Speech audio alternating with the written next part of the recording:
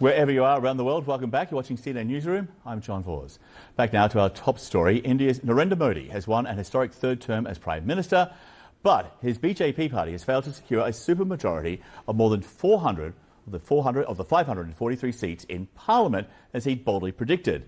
Instead, the final results show the party actually lost 63 seats and its outright majority, which means the BJP is relying on coalition partners to remain in power.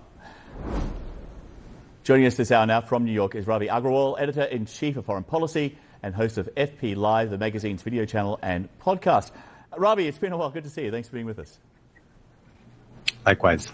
So 3 days before the official results were actually announced, a day before the first vote had even been counted, Modi tweeted on X this: "I can say with confidence that the people of India have voted in record numbers to re-elect the NDA government." NDA is Modi's coalition, the National Democratic Alliance. That tweet didn't really age very well, but perhaps it reveals in part what may have gone wrong for Modi. Was he overly confident, even though he'd been sent by God, as he claimed during a recent interview? He was overly confident. He thought that he would come back to power, as you pointed out, with a huge majority, a landslide majority, the likes of which has never been seen before in India. But not only him, the markets felt that he would return with a majority, and so did exit polls. So across the board, it seems like everyone seems to have overestimated how well the BJP could do and underestimated how the opposition was going to perform. In some senses, I think what the Indian voters seems to be telling the world and the Indian public is that it's been ignored, is that things like inequality, things like unemployment have been issues that have lingered. Inflation has been punishing over the last few years. And those are all things it seems like people are trying to rise up and say, well, what about us? And that's what we're seeing in the votes.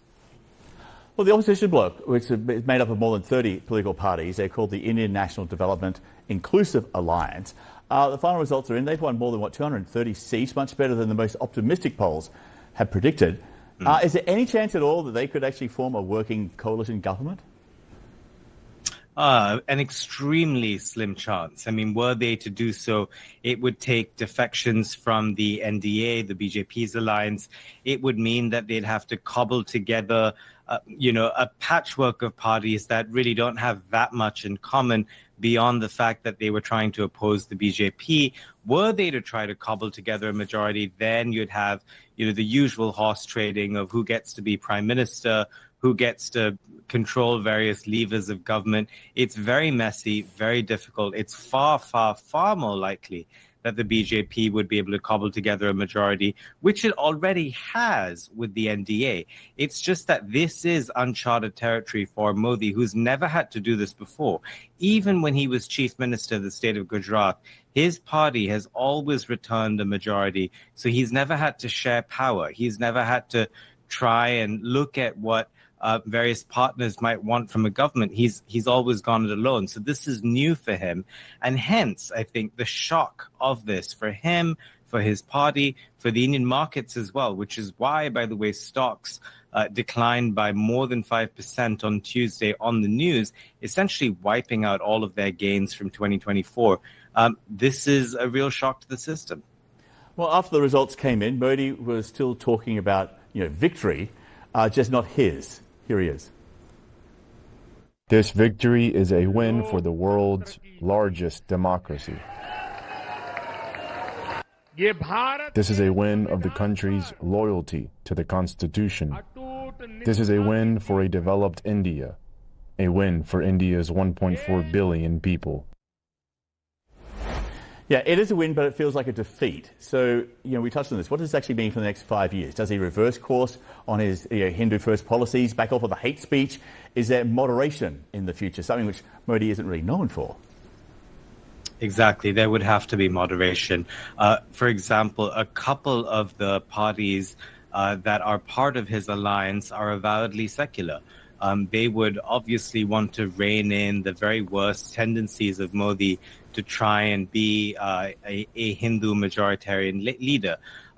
Also, Modi has, in the past shunned parliamentary debate.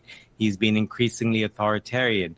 He would have to change those tendencies, he'd have to listen to his partners. He'd have to share power. This is new for him.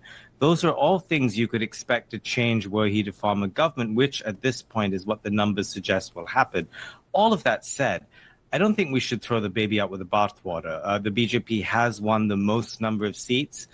Modi, were he to form a government, will be re-elected for a third consecutive term, which hasn't happened in India since 1962.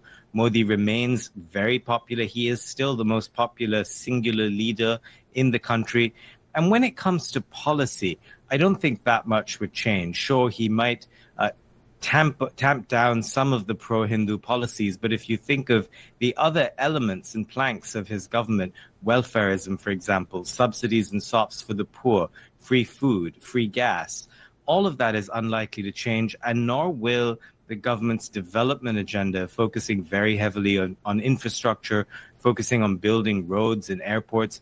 All of that is unlikely to change as well. Lastly, the thing that won't change at all is India's foreign policy.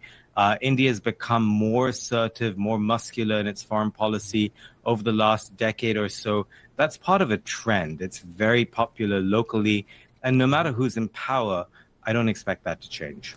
Ravi, thank you so much for being with us, for staying up late. We really appreciate your time as well as your insights. Good to see you.